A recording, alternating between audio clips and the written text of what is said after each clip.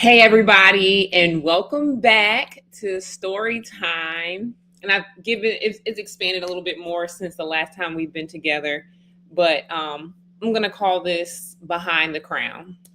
So we're going to take a step back behind the crown, and I'm just going to talk about things that are important to me. So before we get too far, take the time to like and subscribe. I would really appreciate it. Thank you. So, what are we going to talk about today, you might ask? Well, we're going to talk about my pageant platform. Yes, so I think the last episode we kind of talked about how to develop platforms, what you want to consider when making a platform, what a pageant really means when it says no platform required, all the things. But anyway, we're going to talk specifically about my platform. So my platform is near and dear to my heart, and the name has changed multiple times, but the purpose of my program has never wavered. So the name of my platform is Wellness Royalty. It is so near and dear to my heart.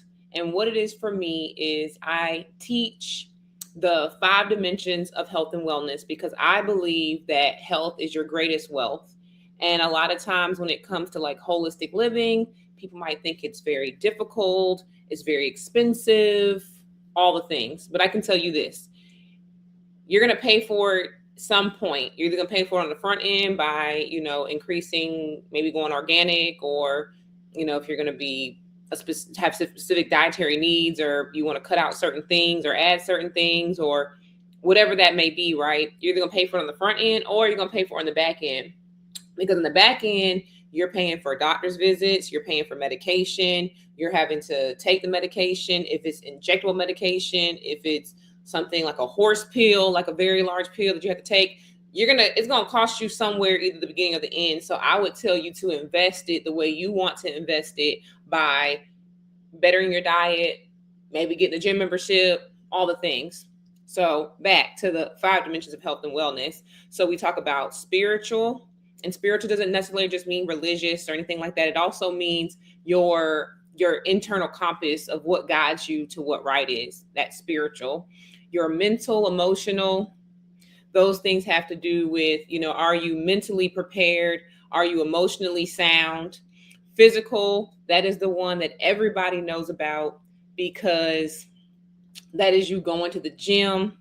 That is what your body looks like, that physical outward bit of yourself. So those are your dimensions of health and wellness. So I support those dimensions by teaching classes. I also teach supporting classes. So I also am a certified oil specialist with doTERRA. And so I can teach you how to use natural remedies to help cure problem areas in your life. So specifically, let's talk about, maybe you have a headache, right? So first thing you might think to go for is like aspirin or something like that. Or maybe you already think maybe aspirin's not your first go-to. Maybe you think about just taking a nap, laying down, drinking water. Well, an additional thing you can do is you can get peppermint. So peppermint has properties to it that relieve tension. So a lot of times headaches are tension. And what rubbing peppermint on your temples will do is it will release the tension in your head and give you some relief from your headache from a natural perspective. So like those are the type of things that I like to work with people on and teach people about. In addition, I also am teaching. I can also talk about health and wellness and fitness. I can talk about that.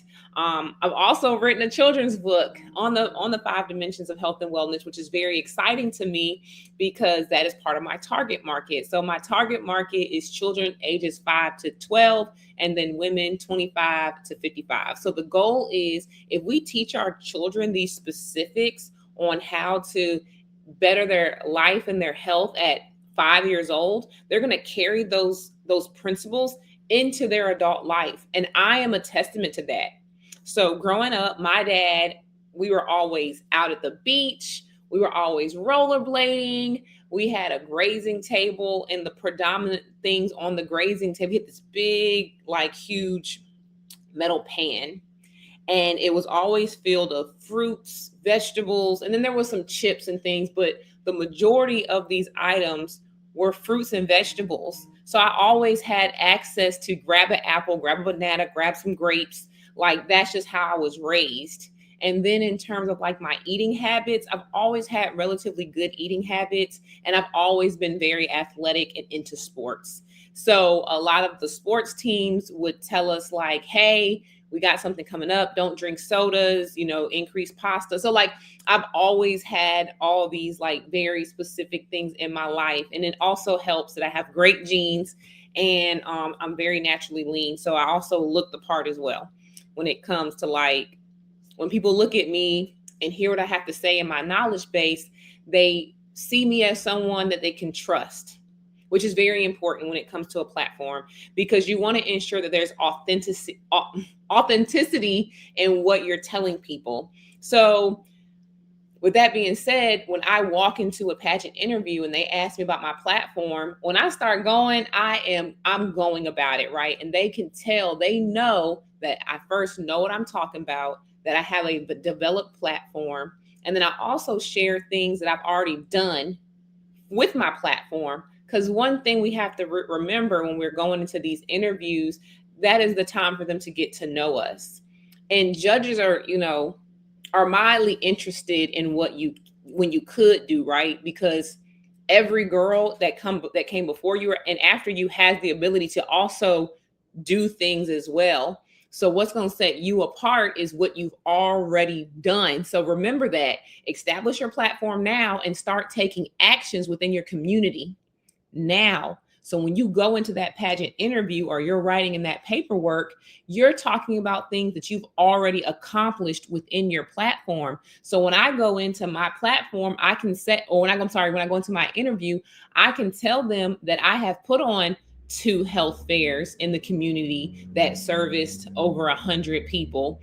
I can tell them that I currently volunteer with Blue Star Families and I teach classes. I do sound healing and sound baths. Like I can already tell those things to the judges and they're like, okay. And then it's supported because it's documented and I put it on my social media. Because you know what they say, it didn't really happen unless you have a photo, right? But neither here nor there. So ensure, it's not neither here nor there, but yes, ensure that you're doing a good job of documenting those things that you've done. So that way you can produce and show on your social media that, that you've been doing these items, because that is another level of responsibility as a title holder. A lot of pageants do require you to maintain a social media page, social media presence. So that's something else that you should think about as well. If you're wanting to entering pageants or have a national level title or state level title, that there probably are going to be some other requirements to continue community service, maybe adopt some of their community service efforts along with your own, and then your social media presence, which leads us to our next episode. Let's talk all things social media when it comes to your pageant platform and what you're doing and how you can really impress and make yourself stand out from your competitors. So, we're coming to the end of our time, but don't worry. I'll be back again and I look forward to talking with you. Please like and subscribe and just continue to watch me for more of my stories and my information. I look forward to seeing y'all again. Bye-bye.